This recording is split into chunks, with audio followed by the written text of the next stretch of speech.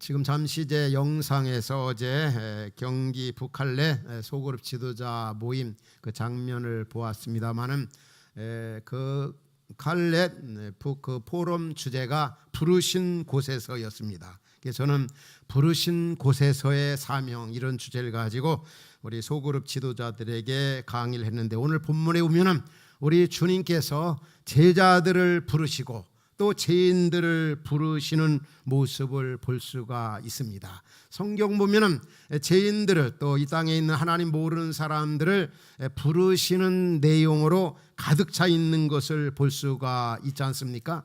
그래서 요한복음 6장에도 보면은 아버지께서 이끌지 아니하고서는 아무도 내게 올 자가 없다. 오늘 저나 여러분들이 여기까지 오게 되고 여기까지 우리가 믿음 생활하게 된 것은 우리가 뭐 지혜롭고 믿음 있고 능력이 있어 여기까지 오게 된 것이 아니라 주님께서 택하시고 부르시고 그러하셨기 때문에 오늘까지 우리가 믿음 생활하게 되어 있고 여기까지 오게 된 사실을 우리는 잊지 말아야 합니다. 여러분 그렇게 믿습니까? 우리 요즘 자주 여러분들에게 소개해드리는 로마서 8장 30절에 보면 그런 말씀 나오잖아요. 우리 하나님 아버지께서 우리를 어떻게 하나요? 정하신 그들을 부르시고 부르신 그들을 또한 의롭게 하시고 의롭다함 받은 우리를 또 영화롭게 하시니라. 그 나라 갈 때까지 그리스도 예수 안에서 이루어진 구원을 하나님께서 끝까지 책임져 주신다니 얼마나 감사한 일입니까? 우리 주님은 우리를 부르셨고 찾아오셨습니다. 그런데 오늘 본문에 보면 이 사실을 모르는 이 바리새인들, 유대주의자들이 있었습니다. 그 의도, 그 주님의 부르심을 모르고 불평 원망하는 그런 사람들이 나타납니다. 우리 예수님이 이 땅에 어떤 사람을 부르러 오셨습니까? 누가복음 19장 10절에 보면은 이 땅에 예수님께서는 잃어버린 자를 찾아 구원하시려고 이 땅에 오셨고, 또 마가복음 10장에 보면은 내가 온 것은 바로 섬김을 받으려고 온 것이 아니라 오히려 섬기려고 내 목숨을 많은 사람을 위하여 대속물로 주기 위해서 이 땅에 오셨다. 또 오늘 본문 12절 하반절에 보면은 17절 하반절에 보면 내가 온 것은 정말 의인을 부르러 온 것이 아니라 죄인을 부르러 왔다. 우리 주님께서 우리를 부르셨기에 오늘 우리가 여기에 있고 또 여기까지 믿음 안에 거하게 되었다는 사실을 잊지 말아야 합니다. 이 은혜, 이 사랑을 생각하면 주님 앞에 감사할 것밖에 아무것도 없는 겁니다. 그런데 이 바리새인들은 그 예수님이 죄인들과 제자들과 함께 있는 것에 대해서 아주 못마땅하게 생각했습니다. 예수님 당시에 두 부류의 행렬들이 있었습니다. 속된 말로 잘 나가는 사람들이, 잘 배우고 많이 알고 부유한 사람들, 그게 바로 이 바리새파 행렬들, 그 종교 지도자들이었어요. 세상적으로 보면 아주 멀쩡하고 잘 나가는 사람들이었어요. 그런데 우리 주님은 그들의 관심보다는 주님을 따르는 부류의 사람들은 보면 가난한 사람, 약한 사람, 힘든 사람, 병든 사람, 소외된 사람, 이런 사람들이 예수님을 많이 이렇게 따라다녔어요. 오늘 우리 찬양에도 그런 가사가 이렇게 들어왔습니다. 주님의 주목하는 곳에, 주님이 주목하는 곳에 우리도 주목하는 것, 주님이 관심 갖는 것에 우리가 관심 갖는 거 얼마나 중요합니까? 주님은 1차적으로 보면 약한 자, 가난한 자, 병든 자, 애로운 자, 슬픈 자, 이런 자에게도 관심을 가지셨습니다. 이런 사람을 더 사랑하셨고 또 품어주셨고 안아주셨습니다. 그런데 바리새인들은 그렇지 않았습니다. 왜 예수라는 그 사람이 이렇게 약한 사람, 병든 사람, 죄인들, 세리들과 같이 머무느냐고. 이 말씀을 보면서 저는 그런 생각을 잠깐 해보았습니다. 참 주님이 진짜 사랑하는 사람이 있는데 내가 혹시 미워하는 그런 목회자나 혹은 그런 사람은 없는지. 여러분들 살다 보면 참 주변에 미운 사람들이 있죠. 학교에 가든 또 직장에 가든 우리 주변에 보면 심지어 교회 와도 꼭 한 사람 미운 사람이 있어요. 그런데 그 내가 미워하는 사람, 주님이 사랑하는 사람이라면 어떻게 하시겠습니까? 저도 어느 목사님, 어느 목사님이라고까지 말하고 싶지 않아요. 목회자, 진짜 이렇게 미워지는 사람이 있어요. 해도 그러다 어느 때는 하도 미워하다며 회개도 하지만 저분을 만일에 주님이 굉장히 사랑하는 분이라면 어떻게 할까? 오늘 본문에 보면 예수님은 죄인을 너무너무 사랑하셔, 너무 좋아하셔서 다 품어주셨습니다. 근데 이 바리새인들은, 유대주의자들은 예수님이 이렇게 관심 갖는 것에 관심이 없었습니다. 막 세상적으로 화려하고 잘 나가고 많이 배운 사람들, 나름대로 엘리트 의식을 가진 그런 사람들, 이 바리새인들은 좋아했고 또 자기들이 그런 긍지와 자부심을 가지고 있었습니다. 근데 성경은 우리에게 말씀합니다. 우리 마태복음 25장에 보면 이런 얘기가 나옵니다. 어떤 사람이 예수님 앞에 섰습니다. 예수님이 말씀하여 너는 내가 가난할 때 나에게 먹을 것을 주었고 내가 나그네 되었을 때 나를 영접하였고 병들었을 때 옥에 갇혔을 때 나를 돌아보았다. 그때 그 사람이 예수님한테 얘기했죠. 내가 언제 그렇게 했습니까? 여기 지극히 작은 형제 하나에게 한 것이 곧 내게 한 것이라고. 정말 이 부르심을 받은 우리들은 예수님과 같은 그런 마음을 가지고 이 땅에 살아가는 것이 얼마나 중요한가. 이 부르심에는 사명이 있습니다. 정말 우리 예수님처럼, 우리 노래에도 그런 가사가 있잖아요. 예수님의 생각 나의 생각, 예수님의 삶 나의 삶, 예수님의 비전 나의 비전, 또 하나님의 꿈이 나의 비전이 되고 예수님의 성품이 나의 인격이 되고 성령님의 권능이, 성령님의 능력이 나의 권능이 되고, 이게 우리의 소원이고 우리의 마음과 주님이 주목하는 곳에 나도 주목하는 것, 주님이 머무는 곳에 나도 머물고, 이게 바로 우리 그리스도인의 자세의 태도이죠. 예수님께서는 이 바리새인들의 이 행위에 대해서 무엇이라고 말씀했습니까? 왜 죄인들과 밥 먹느냐, 왜 같이 지내느냐, 같이 사느냐, 같이 돌아다니느냐, 같이 마시느냐. 그때 예수님은 나는 이 땅에 의인을 부러운 것이 아니라 죄인을 불러 회개시키러 왔다. 그러면서 22절에 오면, 마지막 절에 오면 새 포도주는 새 부대에 넣어야 둘 다 보전되리라.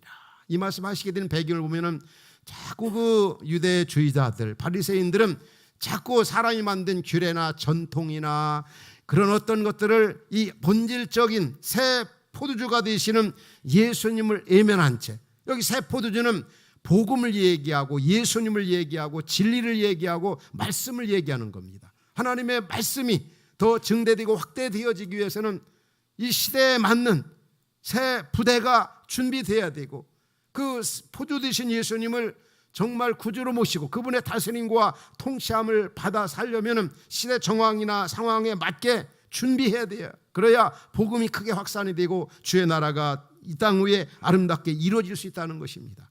그러나 유대주의자들은, 종교 지도자들은, 바리새인들은 그런 게는 관심이 없습니다. 어떤 형식, 예식, 가식, 규례, 어떤 율법, 이런 거 가지고 복음보다 그런 걸 더 앞세우면서 사람을 힘들게 하고, 어떤 주님의 의도, 율법의 정신조차도 그들은 몰랐어요. 그러면서 계속 정죄하고 비난하고 정말 재미없이 그들은 종교 생활하고 있는 것을 볼 수가 있습니다. 오늘날도 우리 주변에 보면 이런 부류의 사람들이 얼마든지 있습니다. 본질적이 아닌 비본질적인 것에 대해서 트집 잡고, 그리고 아주 자기가 굉장히 잘 나가고 대단한 그 믿음이 있는 것처럼 착각하는 그런 사람들이 얼마든지 주변에 있을 수 있습니다. 혹시 나의 모습이 아닌지, 하나님 말씀 복음보다 어떤 본질적인 것보다 비본질적이고 형식적이고 가시적이고 예식적인 것을, 우리가 잘 아는 주기도문도 예수님이 우리에게 주기도를 주신 의도와 목적이 있습니다. 그 당시에 그 보면 그 유대인들은 정말 이 기도를 끝내주게 했습니다. 왜냐하면 하루에 3번씩 정해진 시간에 정말 많이 했어요. 요즘 말하면 국가를 위한 뭐 조찬 기도해도 할 수 있고 뭐 이런 기도가 많이 있어요. 그리고 그들은 무엇보다도 오늘 본문에 보면은 이 바리새인들은 막 금식을 밥 먹듯이 했어요. 그리고 세례 요한의 제자들까지도 금식을 참 잘해. 그런데 이것을 굉장히 남이 모르게 기름을 바르고 하라고 했는데 자꾸 남에게 나타나려고, 기도에도 속에도 마음에도 없는 중언부언 기도했고, 그리고 또 보면은 사람에게 보이려고 아주 형식적으로 기도를 거창하게 했습니다. 그러나 그들의 마음 가운데는 해칠한 무덤같이 전혀 마음이 없는 그 기도를 드렸던 겁니다. 그래서 우리 예수님께서 제자들에게 어떻게 기도하면 좋겠습니까? 너희들 기도하는 거 다 엉터리다. 너희들 기도하는 거 하나도 받지 않겠다. 그러니까 기도 좀 가르쳐 달라 할 때 너희는 이렇게 기도하라. 그게 바로 주기도입니다. 그런데 이 주기도문을 그런 의도나 정신을 모르고 우리가 드려지는 기도가 기도문의 그 범위에서 다 함축되어야 되고 거기에서 벗어나는 것은 정말 훌륭한 기도라고 볼 수가 없는 것입니다. 바로 하나님께서 그 율법을 우리에게 주신 의도도 그렇습니다. 그거 지켜서 구원받으라고 주신 게 아니지 않습니까? 바로 율법으로 구원받을 수가 없다. 오직 사는 길은 예수를 믿는 길밖에 없다. 우리 믿는 자가 성령의 도우심을 받아서 신실하게 지켜나가는 것이 바로 율법입니다. 하나님이 주신 의도는 구원받으라고 주신 것이 아니라 너 자신의 죄를 깨닫고 내 행위로는 죽었다 깨도 구원받을 수 없어. 하나의 우리 자신의 죄됨을 깨닫게 하기 위해서. 그럼 율법을 무시하면 되냐? 아니지 않습니까? 신실하게 지켜야 합니다. 구원받은 자가 성령의 도우심을 힘입어 신실하게 지켜서 삶의 현장에서 우리를 구원해 주신 주님을 드러내는 삶을 살아가야 됩니다. 그게 하나님께서 우리에게 주신 율법의 의도입니다. 그런데 유대인들은 그렇게 하지 않았어요. 그거 가지고 난도질하고 아주 각색하고 그리고 아주 남용하고 악용해가지고 오늘 본문에 그런 현상이 나타나고 있습니다. 우리는 금식하는데 왜 금식하지 않느냐? 또 우리는 죄인들하고 같이 지내지도 않는데 왜 예수님 보고 죄인들하고 같이 지내느냐?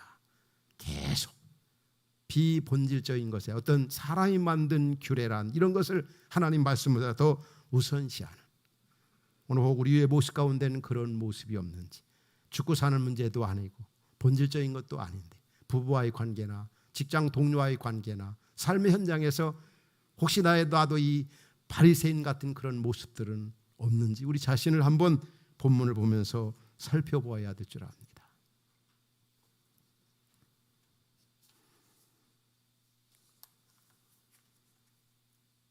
이 주기도문 같은 거 꼭 보면 예배 끝날 때 하는 것처럼 생각합니다. 예배 끝날 때 하는 게 주기도문이 아니라 기도의 어떤 기준을 우리에게 보여주고 있는 겁니다.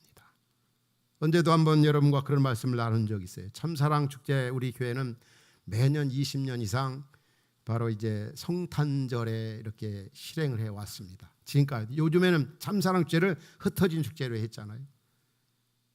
근데 제가 이렇게 성탄절에 이 참사랑 축제를 하게 된 그 배경은 제가 훌러에서 공부할 때 리차드 피스라고 하는 이 선교학 전도학 교수분이 이 전도학 선교학에 대해 강의하는데 이 계절을 통한 선교 전략이 참 거기에 대해 강의를 들을 때 나도 참사랑 축제 전도 축제 할 때 성탄절 해야 되겠다. 녹간에 어떤 분들은 왜 하필이면 성탄절 쉬는 날인데 왜 그날 하는가 이렇게 의아하게 생각하는 분들도 없잖아 있었어요. 그래서 성탄절만이 아니라 저녁에도 하고 그 전날도 하고 어느 때는 막 5번 6차례 해서 이제 이렇게 복음을 원색적으로 믿지 않은 분들 초청해서 전했는데 이걸 통해 결실된 분들이 참 많아요. 근데 어떤 분들은 이제 자기 부모님이 전통적이고 제도적인 교회에서 신앙생활하는 부모님의 그 자녀 부부가 이제 우리 교회 등록을 했는데 성탄절날 참사랑 축제를 하는 걸 보고 시험 들었던 거죠. 왜냐하면 그 사실을 서울에 있는 부모님께 알리니까 야, 너 그 교회 나가지 말라. 아마 그 교회가 이단인지 모르겠다 해가지고 이렇게 교회를 옮긴 그런 분도 있습니다. 여러분 어떻게 생각합니까? 성탄절의 진정한 의미가 뭐겠습니까? 정신이 뭐겠습니까?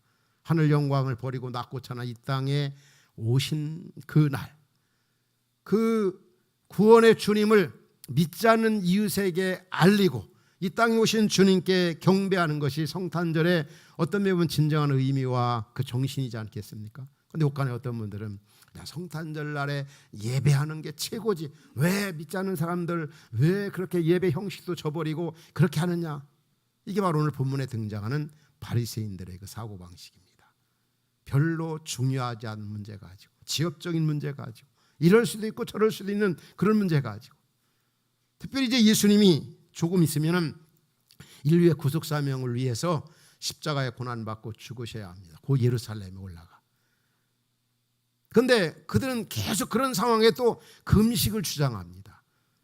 지금은 우리 주님과 작별의 시간이 가까우고 있고 또 우리 주님이 주신 어떤 구원의 기쁨을 누려야 되는데 그런 건 상관하지 아니하고 왜 금식하지 않느냐? 왜 금식하지 않느냐? 성경 금식할 때 남 모르게 머리에 기름을 바르고 조용히 하라 그렇게 떠들라고 하지 않았습니다.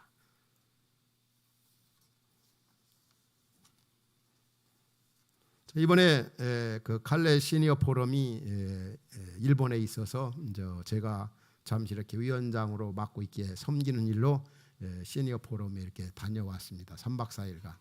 근데 거기에 그 21년 된 우리 선교사님 부부가 이제 일본에 이렇게 파송되어서 일본 기독교 종교 문화에 대해서 상당히 오랜 세월 동안 이렇게 연구하고 공부해서 특별히 이제 빙점 저자 미우라 야코에 대한 그 논문을 소설 그 논문을 써서 이렇게 학위를 받은 그분이 우리를 3박 4일간 이렇게 안내를 했는데 많은 것을 참 배웠습니다. 옛날 제가 생각했던 일본과 또 현재 일본이 참 많이 차이가 있고 또 우리나라와 비교해 볼 때 저는 옛날 수년 전에 일본에 갔을 때는 야 선진국이다. 야 우리나라보다 너무 잘 살. 우리나라 죽었다 깨도 여기 못 따라가겠다. 그런 생각을 많이 했어요. 아 모든 일이 섬세하고 깨끗하고 정확하고.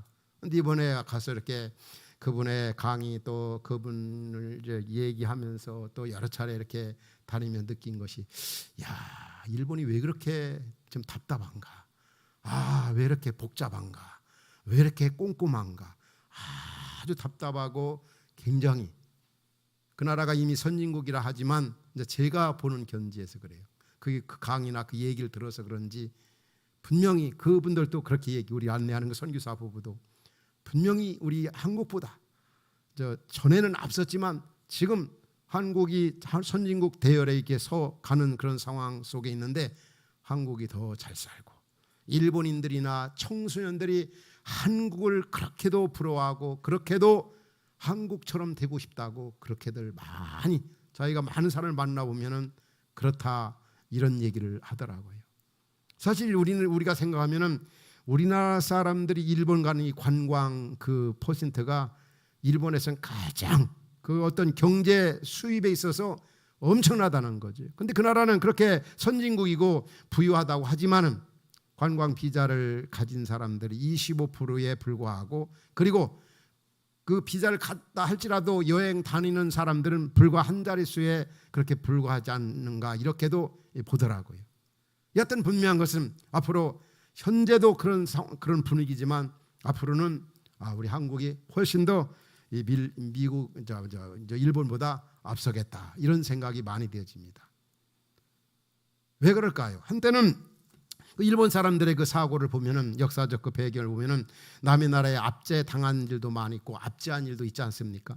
그리고 특별히 전쟁 어떤 패배 그리고 어떤 자주 나는 지진 그리고 또 자연재해 등으로 참 일본인들의 그 마음이 굉장히 어둡고 답답하고 불안감이 어느 민족보다도 일본 사람들이 참 많다 하는 것들이 저 나름도 생각이 되었습니다. 그 나라가 이렇게 하나님을 경외하지 아니하고 하나님을 저버리고 그렇게 기독교인의 숫자가 0.2%, 0.0% 이 정도 되는 이유도 그들은 무엇보다도 천황을 하나님 자리에 천황을 또 그 국가 자체를 딱 신으로 하나님으로 생각하기 때문에 그들은 자신의 만행, 과거에 저지른 죄에 대해서 인정하지 아니하고 또 그들의 잘못을 신하지 않는 것이 그들의 특징이겠구나 그런 생각이 제 주관적으로 들더라고요. 이 독도 땅에 대해서도 마찬가지지 않습니까? 보면은 그런 거 생각하면 저 사람들 잘못했다고 뭐 그렇게 하지 않겠다 그런 생각이 저 나름대로는 들더라고요. 왜 그럴까? 사실 우리가 아는 대로 이 우리나라 대원군 세국 정책 2조 500년의 그 역사를 많이 영향을 주었지 않습니까? 이 자본주의 속에서 산업화가 될 때 일본은 그때 100명의 아주 지식인들을 이 서양에 이렇게 보내가지고 서로 교류하고 문을 열고 그러면서 엄청나게 나라가 이렇게 발전되었지 않습니까? 우리보다 먼저. 그런데 우리는 그 시기에 이 세국 정책으로 말미암아 이 다른 나라와 이제 애교 문화 이런 부분의 교류를 단절하고 그 이유는 압제당할까봐 또 우리나라의 어떤 정체성을 계속 유지한다는 그 미명 아래. 그러나 우리가 이제 근래 들어서 이 개방 정책, 이 변화. 왜 일본이 물론 요즘에 와서 다시 많이 달라진다고 하지만 왜 그렇게 한때 그렇게 잘 나가던 나라가 왜 그냥 정체감에 있고 어떤 이 고인물처럼 되어 있는가? 저 나름대로 뭐 이게 뭐 객관적인 건 아닌데 저 나름대로 느껴질 때 그런 생각을 해보고 오늘 말씀이 생각났어요. 새 포도주는 새 부대에 넣어야 된다. 이 시대적 정황에 정말 이 변화가 필요한데 옛날 그대로 어떤 제도나 어떤 전통이나 그런 데 매여진다면 이 시대 속에서 사명을 감당할 수 없다. 이 복음은 변하지 않습니다. 예수 그리스도 하나님 말씀. 그러나 이 시대 속에서 정말 시대적 사명을 잘 감당하기 위해서는 과감하게 형태, 어떤 형식은 바꿔줘야 된다고 하는 사실을 잊지 말아야 합니다.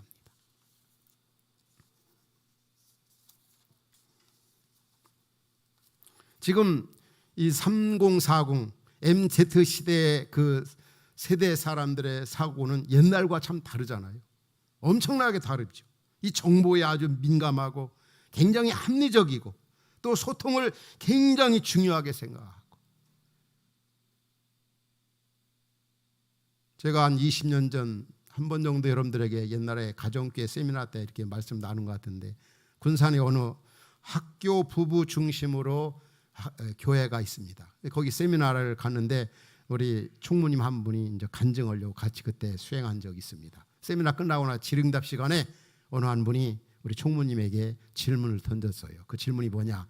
가정교회 사역을 하면서 1년에 들어가는 음식값 예산이 어느 정도냐고. 진짜 어려운 질문이죠. 우리 식구들 가운데 이 질문을 하면 우리 총무님들 답할 수 있어요? 가정교회 선교하면서 여러분 많이 나가죠, 예산이. 그 교회 주는 거 아니잖아요. 그래서 우리 교회 가장 총무님들은 특별히 교회에서 어떤 수련을 한다든지 어디 야외를 간다든지 회비를 하나도 안 받습니다. 근데 보통 교회들은 다 받아요. 왜냐하면 가정교회 살아가면서 이 소비되는 게 굉장히, 소비라는 표현보다 뭐라고 맞아요? 이 지출되는 게 예산이 많거든요. 근데 우리 총무님이 대답을 못 하더라고요. 그래서 제가 그때 그 분에게 우리 집사님, 가정에서 이렇게 같은 식구끼리 이렇게 또 부부 혹은 자녀하고 생활하면서 음식값 계산합니까? 그러니까 그분이 우리는 계산 정확하게 합니다. 그런데 저는 그때 이해가 안 됐어요. 그런데 지금 20년 혹은 15년이 지난 이때 진짜 맞는 것 같아요. 이 시대 정황이 MZ 시대에는 그게 맞는 거죠. 왜 그렇습니까? 부부가 그 당시는 보통 남편이만 직장 생활하는 때가 막, 요즘은 다 같이 하잖아요. 그래서 통장도 따로, 그리고 이제 통합 통장 만들어 놓고 쇼핑을 가도 따로따로 계산하고, 양가 시부모님이나 친정이다 이럴 때도 내가 하고 그다음에 더 갔으면 다음에 월급 타면, 이게 우리가 보면 이 기성세대에 보면은 진짜 이해가 안 가죠. 아마 60 넘은 분들은 어떻게 부부가 살면서 그렇게 통장도 따로 쓰고 또 계산도 따로 하고, 이해가 안 가지만 이해를 해야 되지. 이게 자꾸 이게 변화, 자꾸 옛날 것만 고집한다면은 우리가 이 시대 속에서 사명을 감당하기가 쉽지 않다는 거죠. 꼰대 소리 들을 수 있고 왕따 당할 수도 얼마든지 있다는 거죠. 우리 예수님이 새 포도주는 새 부대에 넣어야 둘이 다 보존되느니라. 이제 결론적으로 말씀드리면 우리 예수님이 이 바리새인들 향해서 이렇게 바르게 가르쳐 주면서 새 포도는 새 부대에 넣어야 돼. 지금은 기뻐하고 즐거워하고 감사할 때다. 이게 무슨 얘기입니까? 예수님의 고난과 죽음과 부활을 통해서 지금은 기뻐하고 즐거워하고 잔치할 순간입니다. 왜? 예수 믿어서 구원받아 하나님의 자녀가 되었기 때문에. 지금 신랑이신 예수 그리스도 이제 얼마 있으면 인류의 구속 사명을 위해서 골고다 언덕길 향해 갑니다. 지금은 금식하고 지금은 뭐 그럴 때가 아니라 기뻐하고 감사하고, 왜? 예수로 말미암아 신랑들인 그분으로 말미암아 구원받아 하나님 나라 대열에 서게 되었으니. 따라서 우리 예수 믿는 우리들은 정말 이 구원의 기쁨에 대해서 힘든 시대를 살고 있지만 날마다 감사하고 노래하고 즐거워해야 되는 것이 우리 그리스도인의 삶입니다. 우리 기독교인의 표지 가운데 가장 큰 표지라고 한다면 바로 기쁨인 것입니다. 그 기쁨이 어떤 기쁨입니까? 우리 주님으로부터 오는 이 구원의 이 기쁨. 그래서 바울도 옥에 갇혀있지만 빌립보의 성도들에게 빌립보서 4장에 보면 뭐라고 말하고 있습니까? 항상 기뻐하라. 내가 다시 말하노니 기뻐하라. 기뻐하라.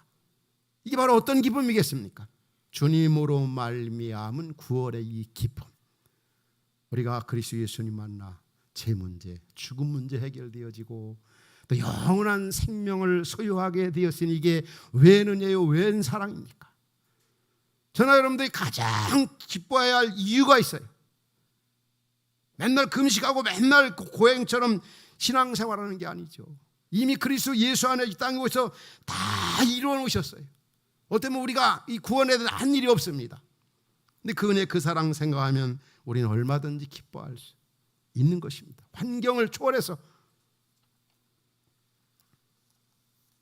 우리는 그리스도 예수 안에서 자유함을 얻었습니다.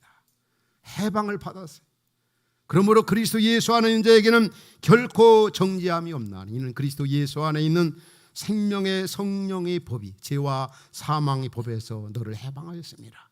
허물과 죄로 죽었던 우리들, 이제 우린 그리스도 예수 안에서 새로운 피조물이 되었습니다. 너희가 그리스도와 함께 살리심을 받았으면 위의 것을 생각하라. 하늘의 영원한 소망이 우리에게 주어지게 되었으니 얼마나 우리가 기뻐할 수 있습니까? 얼마든지 기뻐할 수가 있습니다.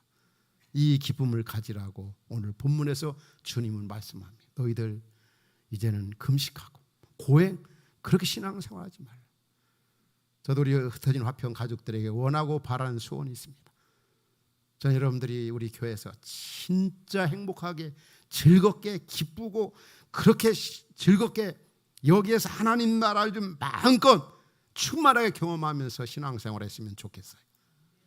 우리 모두가 가져야 할 기쁨이 예수 만난 기쁨, 이 구원의 기쁨, 너무나 큰 문제 해결받았기 때문에 우리는 너무나 행복한 사람이고 너무나 기뻐야 할 이유가 얼마든지 있습니다. 그리고 우리 예수님께서도 내가 요한복음 15장 11절에 보면은 우리 예수님이 원하시는 게 뭡니까? 고별 기도에서도 그런 말씀하셨어요. 내가 가진 기쁨 너희가 충만하게 가지기를 원하신다는 것. 우리 사랑하는 성도 여러분, 우리 주님이 주신 이 구원의 기쁨 가지고 승리의 삶을 살아가는 그러한 은혜가 오늘 말씀 듣는 여러분 모두에게 있기를 주의 이름으로 축원합니다.